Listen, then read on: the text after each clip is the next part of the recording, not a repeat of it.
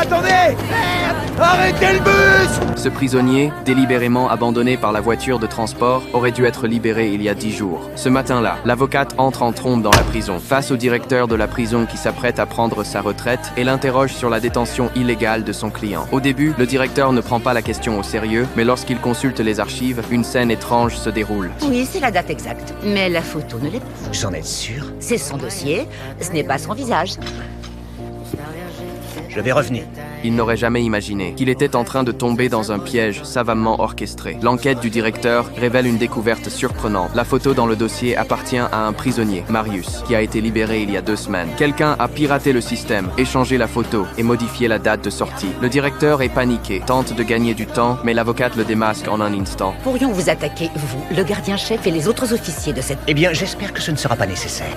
Pour l'amour de Dieu. Mon premier coup de fil en sortant d'ici sera pour Bob Schreier. Qui? Votre superviseur au sein du département correctionnel du district. Vous voulez dire Carol Jensen? Pendant ce temps, Marius, l'homme de l'ombre, profite de la pause déjeuner du directeur pour entrer dans son bureau avec son badge volé. Il prétend être un membre du bureau du gouverneur, exagère la gravité de la situation sous prétexte d'un ordre supérieur et insinue qu'il faut libérer le prisonnier immédiatement. Pour que l'escroquerie soit parfaite, Marius forge même un fax d'autorisation provenant du directeur lui-même. Vous voulez dire quoi, là, exactement? On est donc en dépassement. Mais son dossier stipule qu'il lui reste encore 2 ans sur sa peine. J'ai reçu un fax officiel d'autorisation émis par le bureau du superviseur tout à l'heure. Je vais avoir un ordre de relax. Si le superviseur nous dit de le balancer, on le balance. C'est assez clair. À ce moment-là, le prisonnier est emmené. Il fait partie du groupe de faux prisonniers. Marius et ses complices reçoivent le signal du succès à l'extérieur de la prison. Tout semble sous contrôle, mais ils ne rencontrent pas le prisonnier comme prévu. En effet, un subordonné du directeur, dans l'espoir de faire bonne figure, a discrètement fait sortir le prisonnier par d'autres moyens. C'est alors que la voiture de transport, en partant pour un travail extérieur, abandonne délibérément un prisonnier en pleine campagne.